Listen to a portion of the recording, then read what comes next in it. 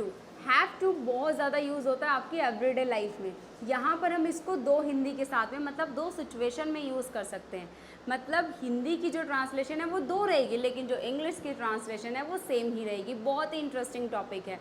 Have to की पहली translation है कि आप इसको यूज़ करेंगे जब कोई भी काम डूअर को करना है, मतलब मजबूरी में कोई काम करना है, बिना इच्छा के कोई काम करना है, मतलब उसकी रिस्पॉन्सिबिलिटी हो सकती है, उसकी ड्यूटी हो सकती है, मतलब उसको कोई काम करना है, बस इतना आपको जानना है। सेकेंड सिचुएशन है कि हैव टू आप यूज़ करेंगे जब डूअर को कोई काम करना पड़ता है। यहाँ पर भी वही सारी चीज़ें हैं, कोई काम मजबूरी में करना पड़ता है, बिना इच्छा के करना पड़ता है, उसकी ड्यूटी है इसलिए करना पड़ता है, उसकी रिस्पॉन्सिबिलिटी है इसलिए करना पड़ता है। तो यहाँ पर दो हिंदी बन रही है हैव टू की, डूअर को कोई काम करना है, डूअर को कोई काम करना पड़ता है।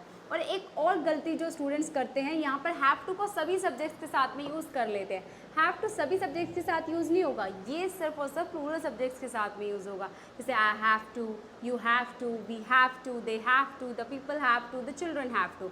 जब प्लूरल सब्जेक्ट्स की बात हो रही है, मतलब एक से ज़्यादा लोगों की बात हो रही है, तो आप हैव टू का यूज़ करेंगे। कुछ एग्जाम्पल्स देखते हैं। आपको रूम क्लीन करना है, you have to clean the room. हमें स्कूल जाना पड़ता है, we have to go to the school. मुझे मार्केट जाना है, I have to go to market. तो यहाँ आपने देखा दो हिंदी के साथ में हम हैव टू का यूज़ कर रहे हैं। एक और इम्पॉर्टेंट इन्फॉर्मेशन, ये जो हैव टू लेसन है, इसका एक हैज़ टू पार्ट भी है जो कि ही शिट नेम के साथ में यूज़ होता है, वो मैं ऑलरेडी वीडियो अपलोड कर चुकी हूँ। तो ये हैव टू और हैज़ टू जो लेसन है, ये प्रेजेंट इंडेफिनिट टेंस से मिलकर बना है। इसमें जो रूल्स अप्लाई हो रहे हैं वो प्रेजेंट इंडेफिनिट टेंस वाले अप्लाई हो रहे हैं। आई होप आपको क्लियर हुआ होगा। अब आप बताइए एक सेंटेंस को कमेंट बॉक्स में। हमें घर की सफाई करनी है। All the best.